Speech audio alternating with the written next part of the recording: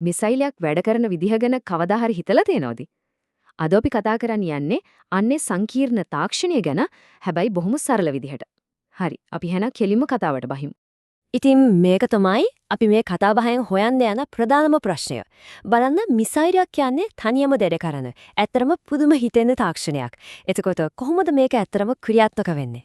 හරි, මිසයිල් වර්ග ගොඩක් තිබුණට මේ හැම එකකම වගේ දකින්න පුළුවන් පොදු ව්‍යුහයක් තියෙනවා.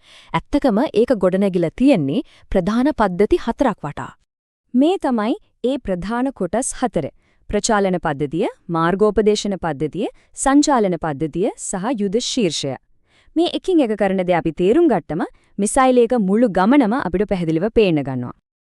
හොඳයි එහෙනම් අපි පටන් ගමු මුලම තැනින්. ඒ කියන්නේ මිසයිලයකට ඉස්සරහට යන්න ඕන කරන බලය ලැබෙන්නේ කොහොමද කියන තැනින්.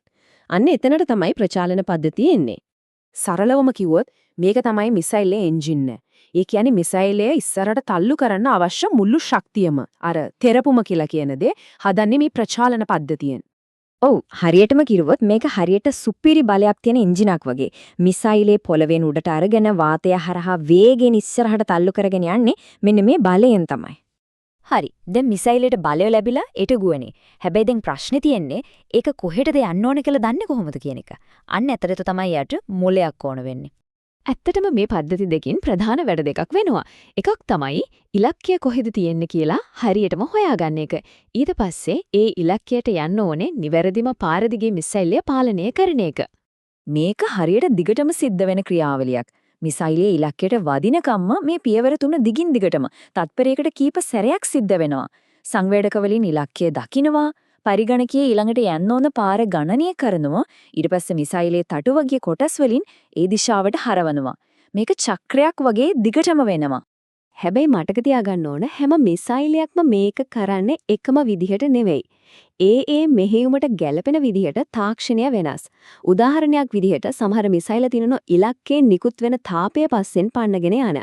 තවත් සමහරක් රේඩාර් සංඥා පාවිච්චි කරනවා. ඉතින් අරමුණ අනුව තාක්ෂණය සම්පූර්ණයෙන්ම වෙනස්. හරි, දැන් මිසයිලේ දියත් කළා ඒක Tamanගේ පාර හොයාගෙන ඉලක්කය ළඟටම ඇවිත්. ඉතින් දැන් මොකද වෙන්නේ?